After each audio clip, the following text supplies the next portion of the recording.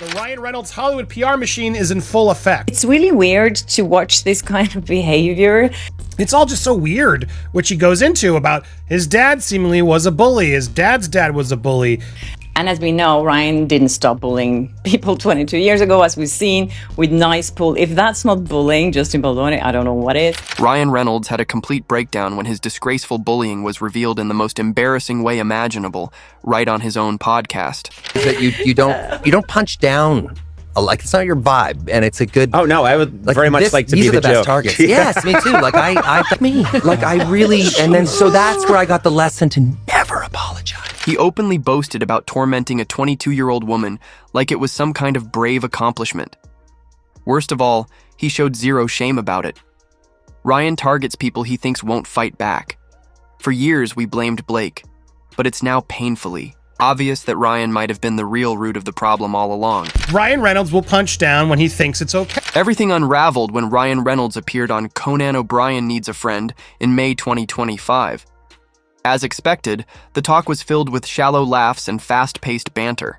Okay, so last night, US time, Ryan Reynolds was appearing on the Conan O'Brien show called Team Coco.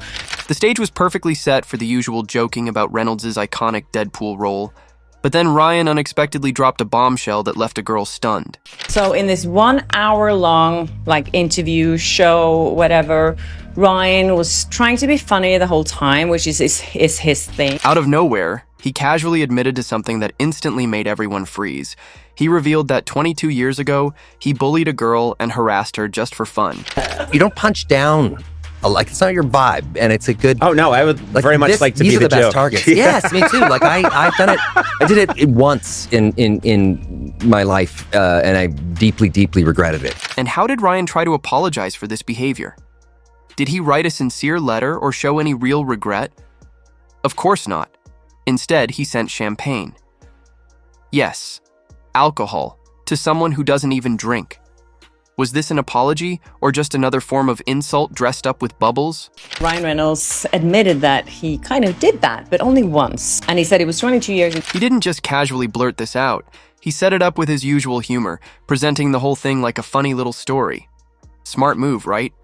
Who doesn't love a chuckle? Just the comedian or the guy with the microphone starts picking on someone, and you're just like, they don't have a microphone as well. It's not fair, and it's and it just that left a mark that I'll never ever. Yeah, you can't forget. But as he told the story, something felt off. Reynolds claimed it was a one-time error from his youth that he now regrets. Yet the way he delivered it felt more like a PR stunt than a heartfelt apology. He said he regretted bullying someone, and then he made a joke about it. Do you think he sounded ashamed? Not really. His tone wasn't remorseful. It was more like a dodge. He quickly switched topics, laughing with Conan and the crew. Viewers were left asking, was this real honesty or just another controlled piece of Ryan's narrative? But in this interview that he's desperate for validation, maybe because his dad never gave that to him. But the chaos might simply stem from the fact that Ryan Reynolds is too focused on perfecting his comedy to actually sit down and reflect on who he is or who he wants to be. This whole conversation to me just says that Ryan Reynolds is a very insecure person and he can't be himself. He never can be himself. He just has to be a comedian all the time. Public reaction to his so-called confession was chaotic. Some fans rushed to defend him, saying, everyone makes mistakes when they're young, as if bullying at 22 is just a phase. And Ryan's delivery didn't help. He didn't just say, I'm truly sorry. No, that would have been too honest. Yeah, I don't see the point in this interview, and if you see the comment section, it's still open. There's a lot of comments there asking Conan O'Brien why. Instead, he cloaked the whole thing in his usual humor and self-deprecation. Classic Reynolds. Distract them with charm, make them laugh, and suddenly they forget what they were even upset about. It's like sleight of hand. Distract with one hand, deceive with the other. Using people I like, Conan O'Brien, to put out their message and make it seem like there's nothing wrong. We're still big names. But this time, the magic trick failed. The audience wasn't laughing as hard.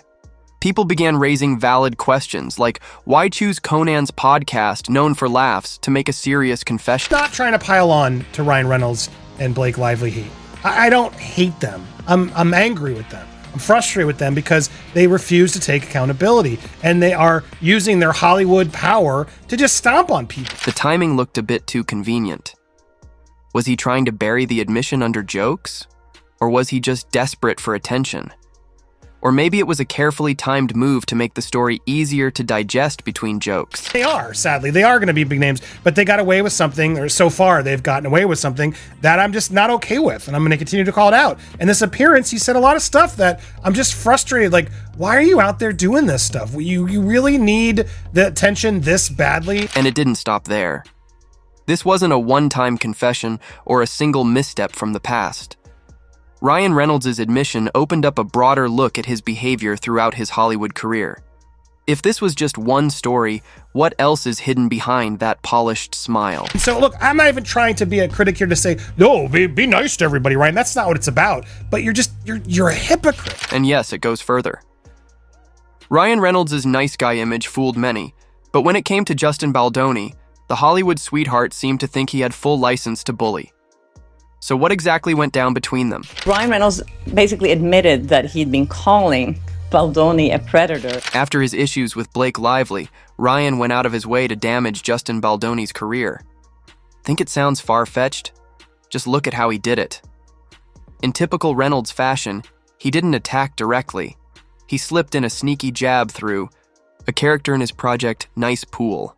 And it wasn't subtle. Here Friedman is quoted in TMZ. Let's look at what he said. Mr. Reynolds' exploitation of his enormous power in Hollywood continues, this time arrogantly asking to be dismissed from the case despite his publicly documented involvement, extending far beyond just being a supportive spouse. Is it really a coincidence that the character in question bore a striking resemblance to Baldoni? Reported Ryan filed the dismissal docs Tuesday, calling Justin thin-skinned for complaining that so-called Nice Pool character from Deadpool and Wolverine was mocking him. Probably not. Ryan, ever ready to flex his influence, seemed determined to knock Baldoni's too nice persona down a level. He seized the chance and threw him under the bus with smooth delivery and calculated precision. And then they say, well, even doing that, he's just thin-skinned for complaining about it.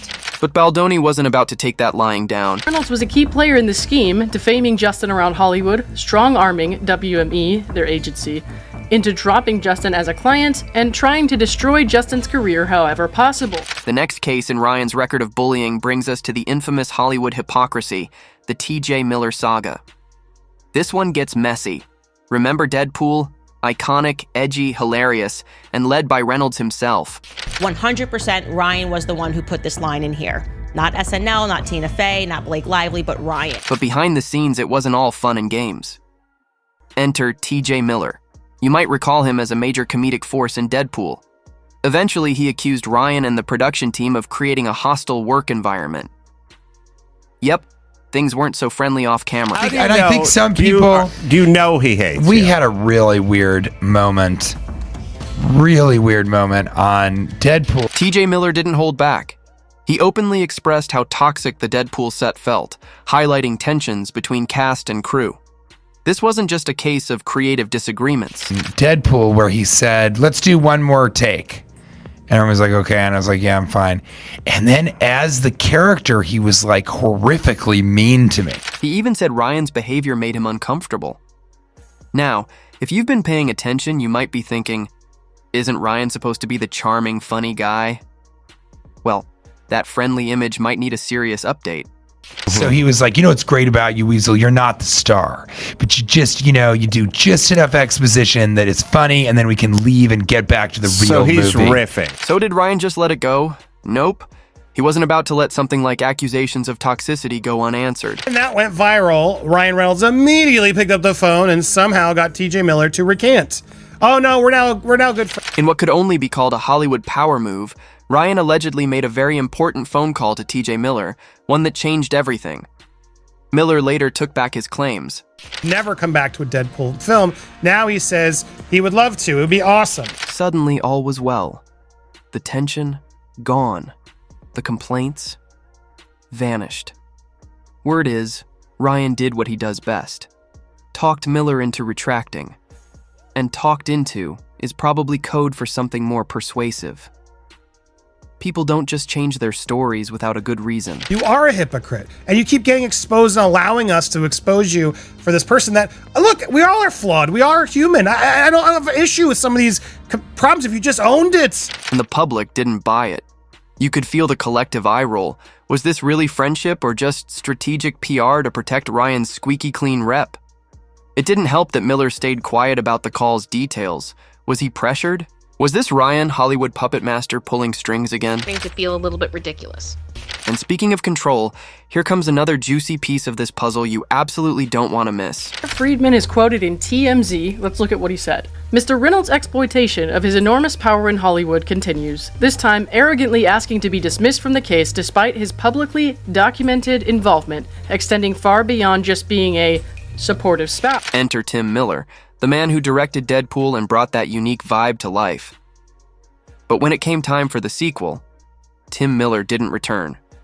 Ryan Reynolds' personality. Tim Miller, also, same thing. Tim Miller, who directed the original Deadpool and was a huge part of that movie, just got completely thrown on the bus, not involved in any of the future films. Ryan took the lead, took the reins, and then Tim had a lot of not very nice things to say about Ryan. Ryan Reynolds had a complete breakdown when his disgraceful bullying was revealed in the most embarrassing way imaginable, right on his own podcast. Later on, Ryan, as he became the big guy, went back and again got Tim Miller to seemingly let go and recant. Everybody, somehow after these experiences, Ryan does do his nice Canadian thing. He openly boasted about tormenting a 22-year-old woman like it was some kind of brave accomplishment.